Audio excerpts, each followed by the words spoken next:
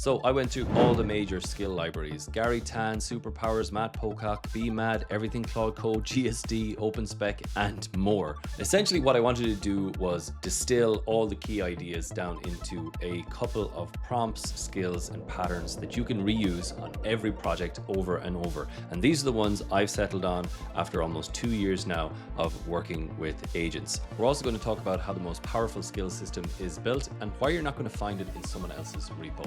Also this week, our sponsor CodeRabbit just released a wicked new tool for code review. More on that later. So skills are just part of the entire agent harness that we use to build our software. Skills are just natural language prompts. What differs is you put them in a special file called a skill.md. You've got some front matter in there, which is some extra information like the name of the skill and the description. And this is always loaded by the model, so it has an idea of what skills it has capable of using. You can have scripts, reference material, assets, all bundled into your skills folder. So recently, what we're starting to see trend is skill libraries. So we've seen some really popular ones from Gary Tan, Afan Mustafa, Matt Pocock, Adi Asmani. All these guys have been working in the industry for many years and have been pooling their approaches and thought processes into collections of skills, which they're sharing with the rest of the community. If you look at GitHub for any of these skill systems, you've seen they're seeing huge growth. If you look at something like Everything Claude Code, that's up at 183,000 stars. For context, there have been some huge open source projects that have been on the go for 20 years that don't have anywhere near that many stars. So having studied, used, and reviewed all these different skill libraries, you can really see that there really is a lot of common denominators. Let's take a quick look at some of the major repositories and see what the commonalities are. So Adi Asmani is from Google. He's got a great blog that's worth following. What he advocates for is a simple set of skills based around creating a spec or specification for what you want to build. So you have a chat with an agent and decide exactly what's going to be built. Then you create a plan. So the agent thinks about how it's going to build out the specification or idea that you have. It builds it and builds it incrementally, one slice at a time. Once the build is finished, it gets tested to make sure it adheres to the plan and the spec. Optionally, then you can review the code before it gets merged. You can run code simplification prompt to ship to production. So this is basically just one iteration of development, all encapsulated into 6 or 7 prompts. Matt Pocock has been on the go for years, a fantastic TypeScript developer and AI engineer. He is advocating for real simplicity. In Matt's skills, we see a lot of similarities to what Adi has developed. We have a diagnose, which is very similar to a discuss or a specify. I do like the grill with docs skill. Matt is a big believer, have a grounding and understanding in the domain model that you're working in and not having to repeat that every single time, because you remember our agent has a certain amount of context window and you want to load some of that context and understanding of the project. So grill with docs is one that's worth checking out.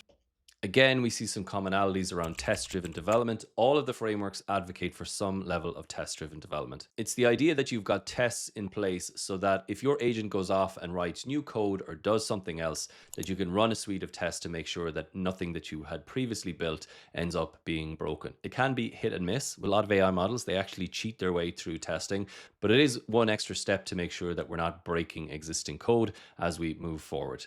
Same as Adi Asmani, we have the 2 issues, which is basically, again, just breaking down a bigger project into a smaller vertical slice that the agent can handle. You don't want the agent taking on too much in the one go without actually verifying it to make sure that they built exactly what needed to be built. And then another one that I see that Matt has added is prototype. So it's the idea that you actually flesh out a design before you build it out. And I'm a big believer in this. Anyone who has taken my course knows that I'm a big fan of a design mode or a prototype step. The idea here is that you just tell the model that you're going to implement the front end of the application, not the back end. Because once we get into the back end, it starts to slow the agent down. And then actually passing that prototype to the agent gives it a much better sense of what it needs to build in the back end. So doing this as an upfront step really saves some time.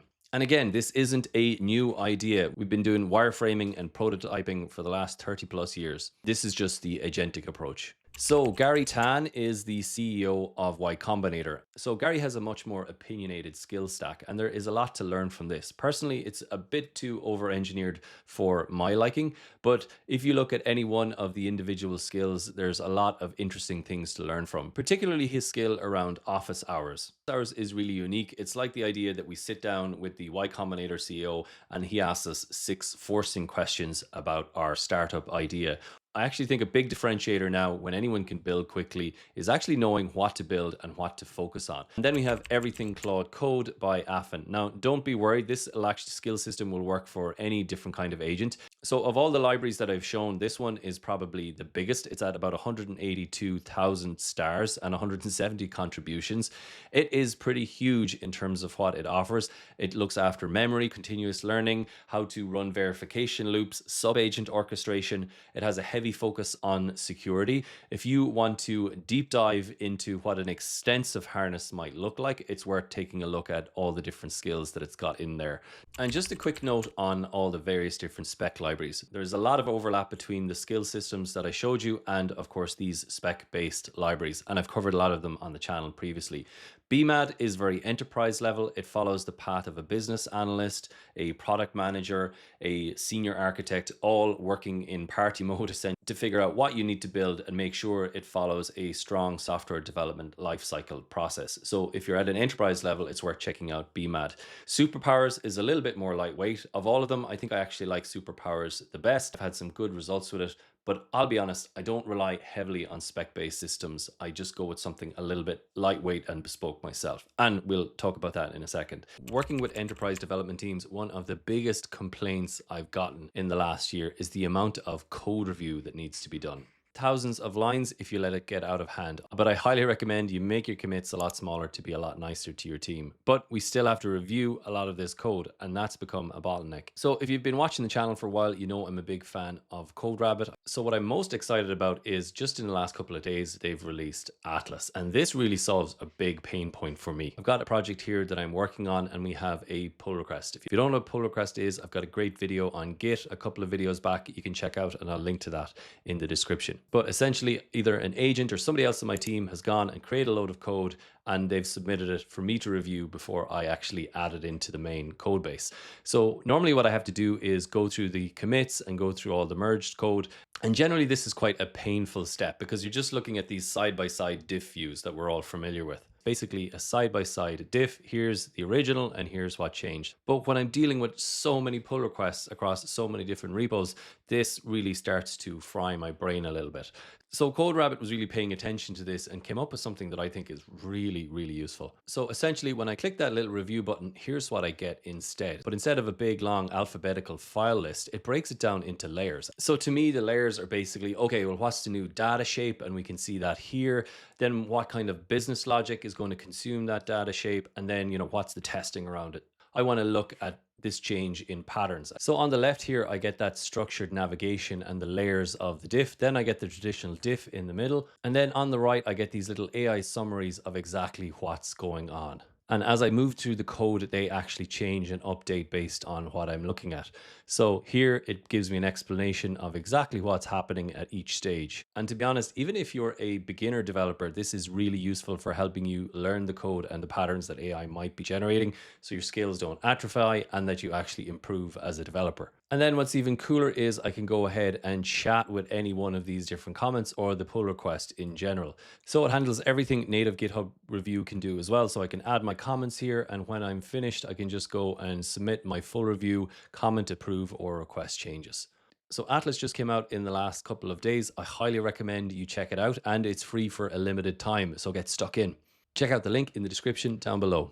Okay, so we've taken a look at all the various different popular skill systems and stacks. Let's compile them together to show you the best pattern and skill pattern you can use to build out your projects. And this is going to be super simple. I'm not introducing you to another repository you have to follow. It's just a set of patterns and a way of thinking that if you can imprint, you're going to be getting away with 90% of what all of these systems offer. So the first thing you're going to do is go into ask mode. You can get ask mode in Cursor in Claude Code, or you can set it up as a little skill yourself. So this doesn't need to be a skill. All you need to do is basically ask your agent to interview you about the project that you're going to create. Next up is you want to create some kind of a prototype. You can ask the agent to produce an ASCII diagram. They do it really quick and it'll give you a quick wireframe, fastest way to do it. Or you can just chat to the agent and say, hey, let's go into design mode. I only want you to work in the front end, not in the back end. I want to design the wireframe of my application.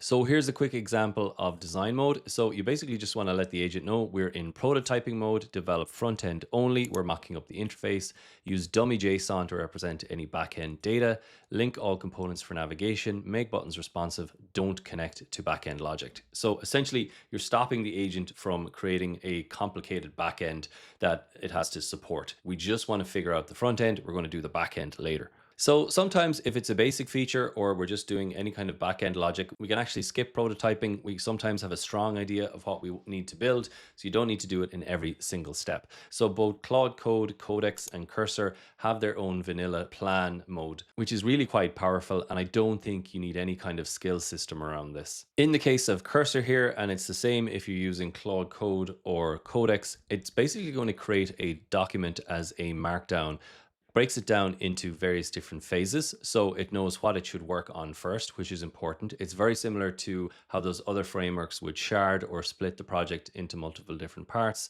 And then it creates a list of to-dos to work through. And it sets out all these different verification steps naturally without you having to build any kind of skill around this. This is something we needed to do for ourselves via skills and processes before, but now a lot of the modern agents are doing this for us. Once the build phase is completed, we're going to want to test and verify exactly what we wanted to get built was built. And again, this is something that's baked into the plan mode of many agents now. It's going to run a lint and build test to make sure that everything compiles and works okay. Then what you can do is get the agent to use Playwright or the browser mode, which is in Cursor or in Claude Code, to basically test the application to make sure that it's all working fine. Now, this is kind of hit and miss. The testing that agents do doesn't really catch what you want it to do. Inevitably, the test phase is still what we call a human in the loop phase, where via some kind of a smoke test where you're going to click through the process yourself to make sure that everything works okay. Now, one thing a lot of the other frameworks talked about was test-driven development. If you want that to be part of your workflow, you just include that in the planning stage. Just say, I want to include test-driven development, and it will start to implement and build tests as it's writing the code. So that's pretty much it. Research, prototype, plan, build, and test. That's your kind of iteration loop. Essentially, this is all you need to get your software built, but there's a few extra steps, and that is the polish step. Adi Asmani has a skill which is called simplify code. So essentially that means you're getting an extra agent to run through the code. In this case, you might have used Opus or a Anthropic model to build the software. You might use GPT 5.5 or something like that to basically work through the code and give its opinions.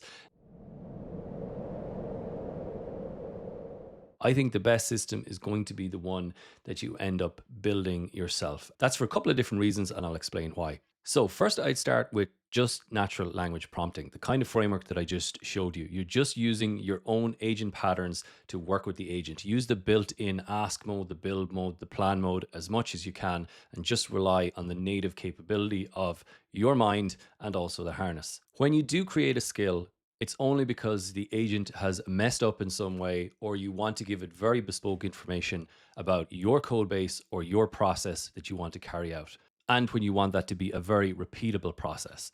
Also, you want to be rewriting your skills to be as simple as possible, maybe even just a few short paragraphs. There's no need for tons of extra information, which is going to bloat your context window and confuse the model. Next up, you're just going to work with that very simple skill alongside the agent harness that you're using, understand where it works well and where it doesn't, then manage for those edge cases you feel like the skill is missing. In traditional software, we have something that's called the software development lifecycle, and that encompasses multiple different disciplines. Now we're looking at something that's like agentic development lifecycle. And a big part of that is managing your harness and also skill management, particularly when you work across multiple different developers and large organizations. Let's say you develop a skill that you feel is useful. How do you share and organize that skill with other people in your organizations? Skills.sh from Vercel does a good job of allowing you to store your skills in private repositories, being able to update them, store them, and share them as you see fit. Skills in some ways are essentially just documentation, and we've all experienced the scenario where comments go out of date, documents go out of date. You're going to have to spend as much time updating these skills and keeping them current. So you need to be very careful about what ones you introduce. Are they absolutely necessary, or are they just going to cause confusion to the model at a later point? This is a whole new skill set, if you will. So, inevitably, the best skill system and the best harness is going to be the one you develop over time for you. I think this is going to be how you really differentiate as a software developer. Your agent harness, your set of skills that has been built up over time working with a particular code base. If there's one skill that you absolutely can't live without, please share it in the comments so I can learn and everybody else in the community can learn as well at the same time. So, hopefully, that was helpful. Instead of introducing you to yet another skills library that you have to test and try, I kind of wanted to bring things back down to earth, give you the feeling that you weren't losing your mind in keeping up with all of these systems, and understanding that it's really just some simple development loops that we've been practicing and using for the last 30 or 40 years of software development that you can rely on. A lot of these libraries, a lot of these skills are replicating that same approach. That really starts to compound for you and for the organization that you're working within. If you found this useful, hit the subscribe button. It means you'll get more videos like this in your feed, and I look forward to seeing you next week.